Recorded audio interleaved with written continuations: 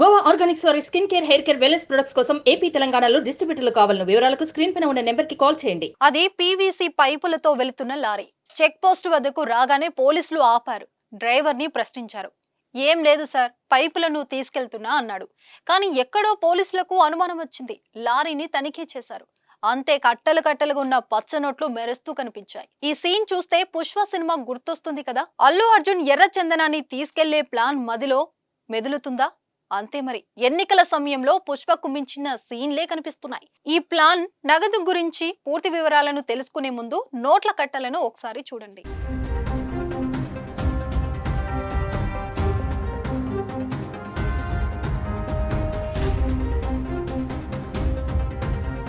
చూసారుగా ఎంత డబ్బో. మీరు చూస్తున్న సొమ్ము అక్షరాల 8,40,00,000 రూపాయలు.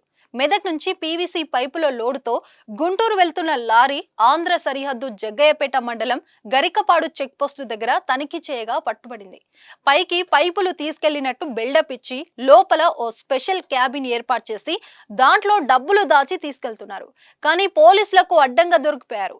అయితే ఈ డబ్బుపై డ్రైవర్ ను ప్రశ్నించగా పొంతనలేని సమాధానం ఇవ్వడంతో అతడిని అరెస్టు చేశారు. ప్రస్తుతం ఎన్నికల సీజన్ నడుస్తుంది. ఏపీ వ్యాప్తంగా చెక్ పోస్టులను ఏర్పాటు చేసి అధికారులు వాహనాలు తనిఖీలు చేస్తున్నారు. ఇప్పటికే భారీగా నగదు పట్టుబడింది.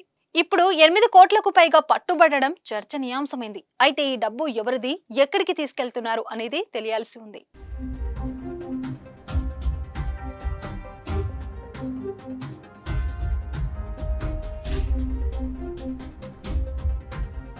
ఎన్టీఆర్ జిల్లా బార్డర్ చెక్ పోస్ట్ దగ్గర రాత్రి సుమారు 1 గంట నుంచి 1 గంట 10 నిమిషాల మధ్యలో మెదక్ జిల్లా నుంచి గుంటూరుకి పైపు లోడుతో వెళ్ళేటటువంటి లారీని, అది ఇన్వాయిస్ని బట్టి మాకు తెలిసింది.